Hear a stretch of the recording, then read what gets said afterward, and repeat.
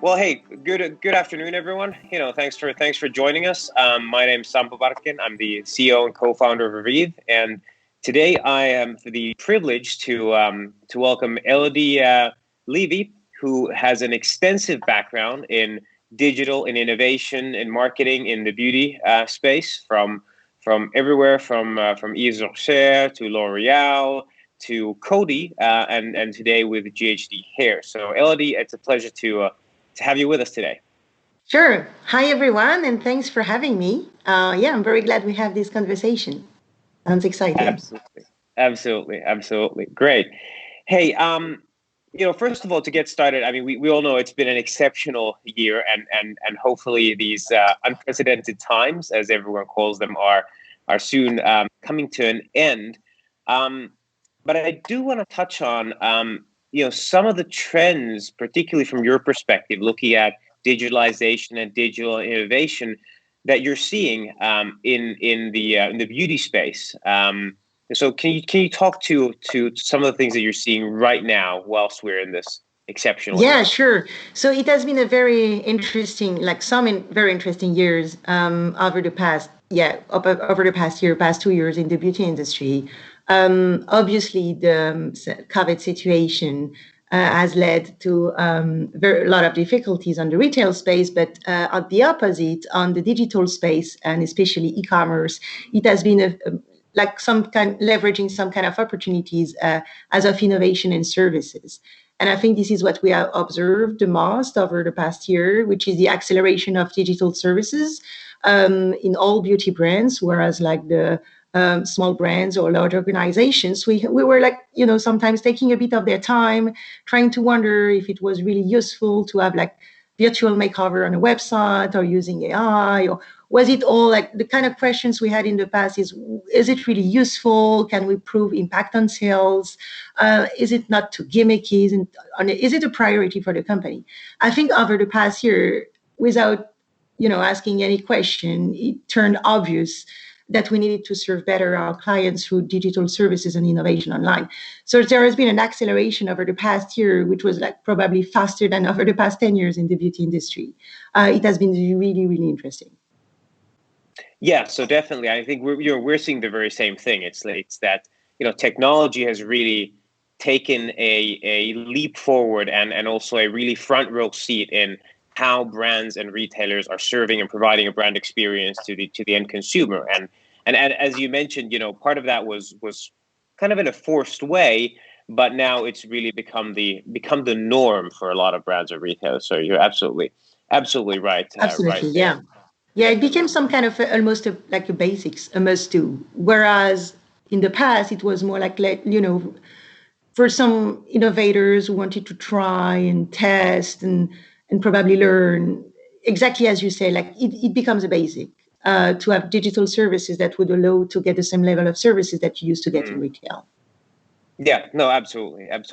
And how are you seeing the consumer respond to this? How are you seeing the consumer react to this inflow of digital services and innovations that the brands are putting out?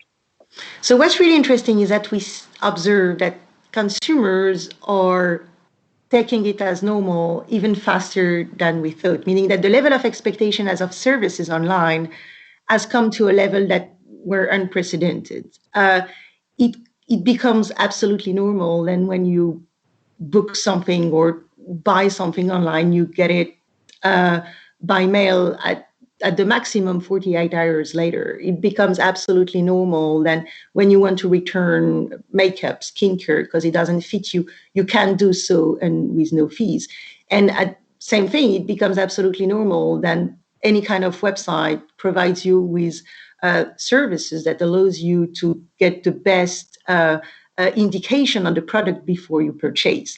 And it's even the opposite. It's not an additional service that we serve to the consumer, but it's the consumer asking, why don't you have 48 hours prime delivery? Why don't you have free return? Why don't you have a service allowing me to try that makeup on my face? Yeah, no, that's very interesting. It's very interesting the way you put it. It's that the actual adoption from the consumer has been faster than what you could have expected, and faster than anyone thought. And as you say, for the consumer, it's considered normal now, and it's not so much of a new innovation in the mind of the consumer. It's rather part of the experience, something they expect, and something that they are starting to demand. So I think that's a very interesting angle. Now, if you look at, hopefully by now we're at the back half of this exceptional era, and we are able to open up stores, and consumers are able to go back to some extent, at least, to brick and mortar shopping as well. How do you see that sort of digitalization flow over to the offline world, or do you see that, or do you see these solution services, digital innovations, just as part of the online or digital channels?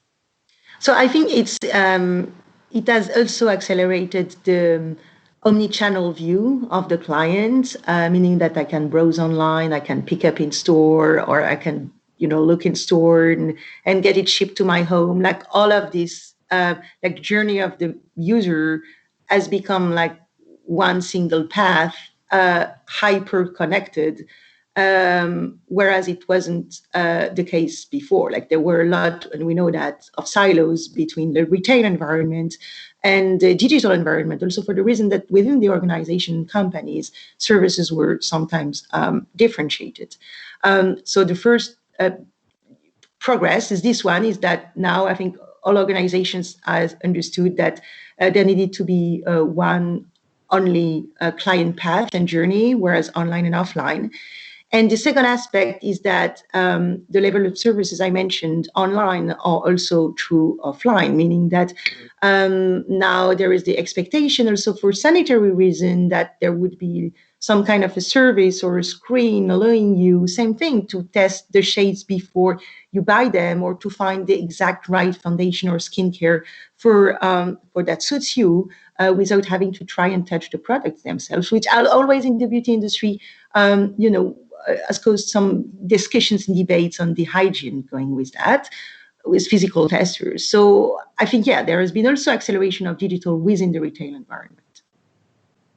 Yeah, no, definitely. I think that's also a very interesting discussion to have, is how retailers and brands should be prepared for a new omni-channel reality, and whether the things that the consumers come to expect in an online environment today are similar to what they will also expect from a physical shopping experience. So I think that's really interesting. And I think one of the things we're seeing, working with brands and retailers on 5 continents, we're also seeing a lot of the thinking around the future of beauty, center around essentially a shift from moving from a channel-centric view, like you said, where the channels have been quite siloed, quite isolated, into a more consumer-centric view. So looking at the experience that you're offering as a brand or retailer from the view of the consumer, as opposed to whichever channel you happen to provide a service in. So I think that's an interesting sort of fundamental shift we're seeing, at least. Absolutely. Yeah, no, that's true. I've never seen, like, I've been working in the beauty industry in digital and retail over the past 17 years, and I think I've never seen such an acceleration over the past year.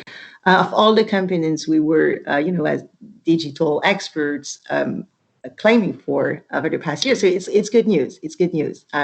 Everything seems now like, put all together for the only service of the client. So it's great. Yeah, definitely.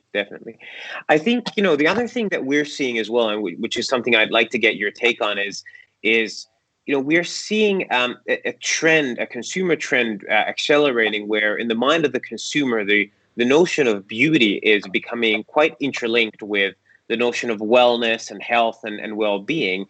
What are your thoughts on that? How are you seeing that, or are you seeing that at all? Yeah, I think that's also something we were seeing before, but same thing, like it has definitely accelerated.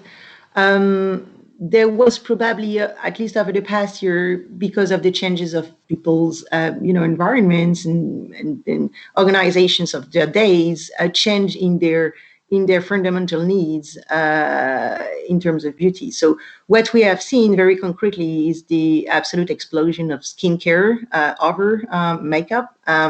which is, of course, which is obvious, seeing the situation. But beyond that, I think exactly as you say, it has really confirmed the demand for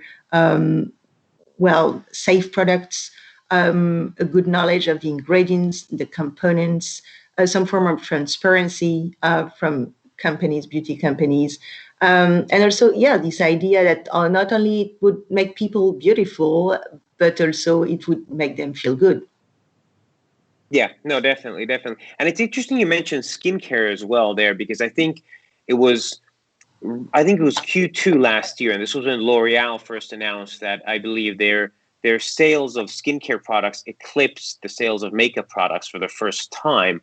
Mm-hmm. Do you think that's a pure COVID trend, or do you think that is going to continue as we continue to progress to a sort of new reality post-COVID? I think that there is some elements of like context there, just because the fact that people are less going out, so they're more like taking care of themselves at home. It's more of a me time moment than something to show off. So I'm not sure, and I couldn't say as of the ponderation of makeup over skincare. The thing is that I think it has intrinsically showed people that both were important to take care of our skins on top of putting makeup to look better. This is a trend that were pre-existing in continents such as Asia for a very long time. I think the difference is that probably it came to Europe and the US a bit faster. So I think the conclusion is that I'm pretty sure that skincare will stay at the top, just because there is a conscious now that it was an important element of beauty. But I'm sure makeup will come back as well. Yeah, definitely. You're right. There are certainly some very much COVID related trends around the decline of makeup and the rise of skincare. But I think what we're seeing again, globally is a quite similar trend. So I think we will see skincare to continue to dominate on a pretty high level, but makeup will obviously sort of reemerge, as you mentioned as well. So I think that's going to be interesting, and one of the interesting things to watch as well as we get out of this. So if you think about it, again, switching to looking at it from a brand angle, if you were a brand executive today, which you are, what advice would you give to brands who perhaps they haven't really invested that much yet into anything digital? They're only thinking about this. They're seeing all the changes happening with the consumer. They're seeing the changes as a result of COVID. Mm-hmm. What would be your advice? I mean, how should they go about thinking about this? I mean, is it digital? Is it a fad? Or is it a norm? Is it, should they get started? Should they wait? So yeah, that's a good question, because we see a lot of also a bit of concern from companies which hadn't invested as much as they would have wanted over the past years in e-commerce services, logistics, and digital overall, as well as omni-channel consideration. And I think everyone was a bit like also that this was worrying for companies which weren't as prepared as others.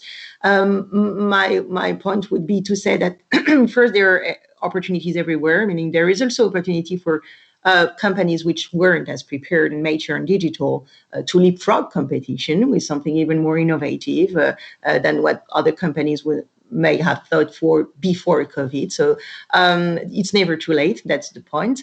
Whereas it's a fad, I definitely don't think it's a fad. I think that's the evolution of the consumers' behaviors towards purchase and buying products like beauty products online. So that will definitely stay. And as we said, also it will become as a basic like an fundamental expectation of the clients.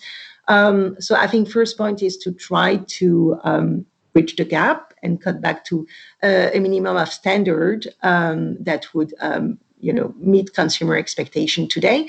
And also, opportunities, a lot of opportunities for innovation. There are plenty of things which haven't been done yet, I'm sure. And it's now time, to step back and think, what could we do maybe better than competition that would attract our consumers to our website or retail? Yeah, definitely. And look, I think you're absolutely right. And something we always like to talk about is is it's okay, if you haven't really invested so far into digitalization, that's fine. But the next best time to invest is now, because it is part of the future to a growing extent. Stores are not going to go anywhere. There's still going to be a need for a physical presence, especially in beauty. But digital is going to play a much larger role even after COVID. So I think that's an important lesson for a lot of the brands or retailers, considering what is the right time, what should we do, when should we do it, and I think that's quite good advice. Then I think, interestingly, I mean, you're now working a lot more also in hair than before. Do you see these same types of trends around digital personalization, the brand experience? We've been talking about skincare and makeup.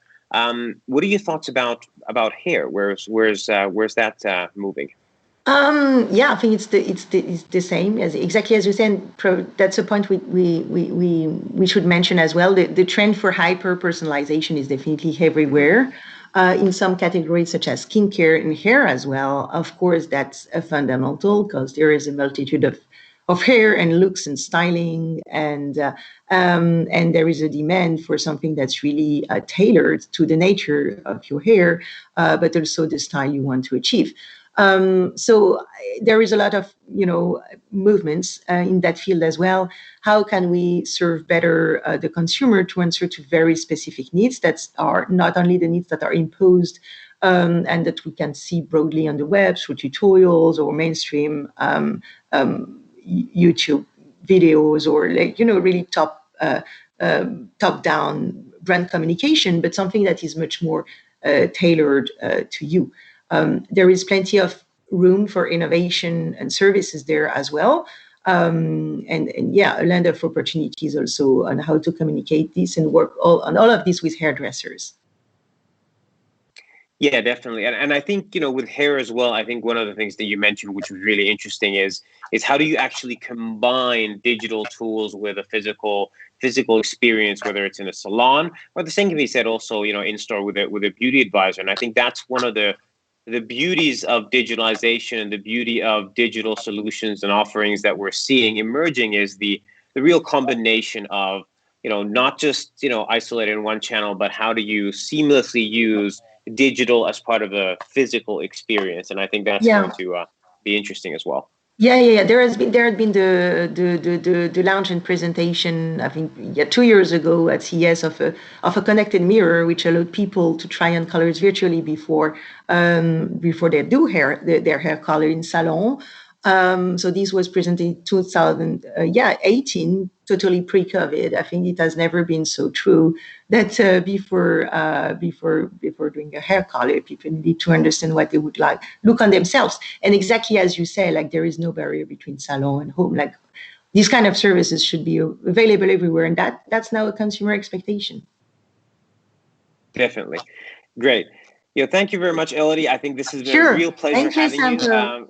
Thanks for having you share the insights. Really good discussion. So thank you very much, and I hope everyone in the audience really enjoyed our talk today. So thank you, Elodie, for being part of this. Thank you all.